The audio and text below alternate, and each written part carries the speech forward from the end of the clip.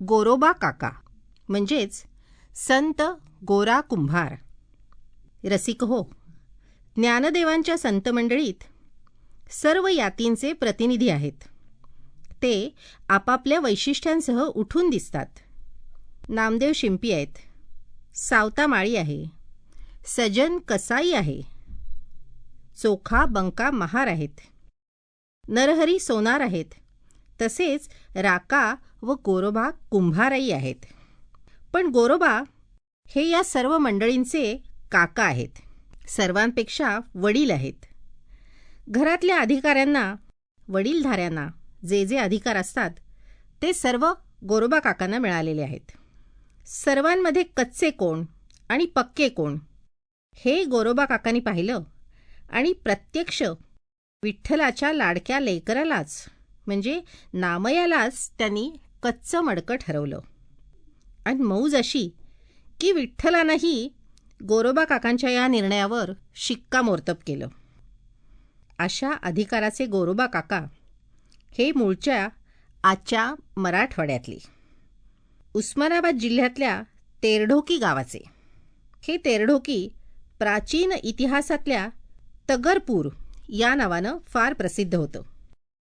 शिलाहारांचं मूळ ठिकाण भारतात आणि भारताबाहेरही सर्वदूर प्रख्यात होतं.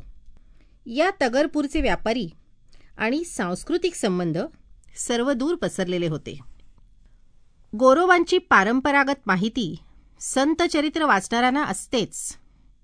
स्वकर्मकुसुमांनी विठ्ठलाची पूजा करणारी अशी संतांची भव्य मांदियाळी त्या संतचरित्रात आपल्याला भेटते. आपला व्यवसाय हीच देवाची भक्ती मानून गोरोबा ईश्वर भजनात मग्न असत. माती तुडवताना, चाकावर भांडी घडवताना, ती आव्यात भासताना आणि गाढवावर लादून बाजाराकडे नेताना ते नामस्मरणातच असत. देव आला ज्याच्या घरा, त्याच्या पडे चिरा संसारासी, असं तुकारामांनी म्हटलंय. गोरोबांच्या आयुष्यातही हेच घडलं. माती तुडवण्यात आणि विठ्ठल नामात दंग झालेल्या गोरोबांनी रांगत जवळ आलेलं आपलं मूलही तुडवलं. मुलाच्या आईचं आक्रोश केला आणि संतापून नवऱ्याला शाप दिला, आता तू मला स्पर्श केलास तर तुला तुझ्या विठोबाचीच शपथ आहे. झालं, गोरोबा संसारात असून संन्यासी झाले. फक्त माठ घडवायचे आणि नाम वाढवायचे एवढाच उद्योग राहिला. पत्नीलाच चिंता पडली वंशवृद्धीची, कारण होता तोही लाभला नाही.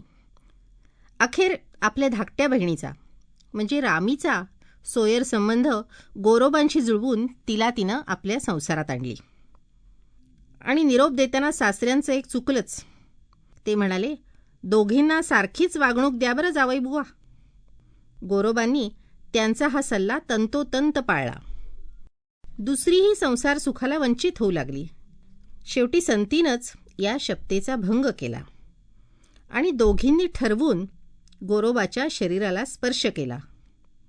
गोरोबांना विठ्ठलाची आण मोडली म्हणून धक्का बसला आणि त्यांनी आपले दोन्ही हात तोडून घेतले. पुढे नामदेवाच्या कीर्तन रंगात हात वर करून भजन करताना गोरा थोटा वरती करी, हस्त फुटले वरचे वरी, अशी हकीकत आहे.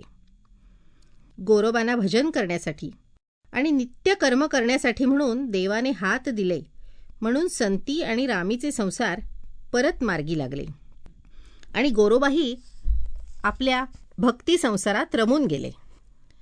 गोरोबांची अभंग संख्या विपुल नसली तरी आहेत ते सारे अभंग आत्मप्रत्ययानं आणि भावभक्तीनं ओथंबलेले आहेत. भक्तिरसात उन्मत्त होऊन मातीत नाचतानाची अवस्था वर्णन करताना ते म्हणतात, केशवाचे ध्यान धरुनी अंतरी, मृत्तिके माझारी नाचत असे. विठ्ठलाचे नाम स्मरे वेळोवेळ, नेत्री वाहे जळ सद्गदित. निर्गुण खोळ बुंथी लेऊन, सावळे सगुण परब्रह्म विटे.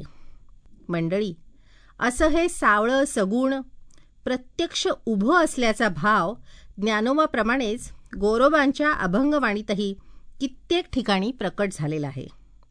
नामदेव ज्ञानदेवांच्या संप्रदायातले हे संतश्रेष्ठ गोरोबा काका चैत्र वद्य त्रयोदशी 10 एप्रिल 1317 या दिवशी समाधिस्थ झाले. त्यांची समाधी तेरढोकीला आहे.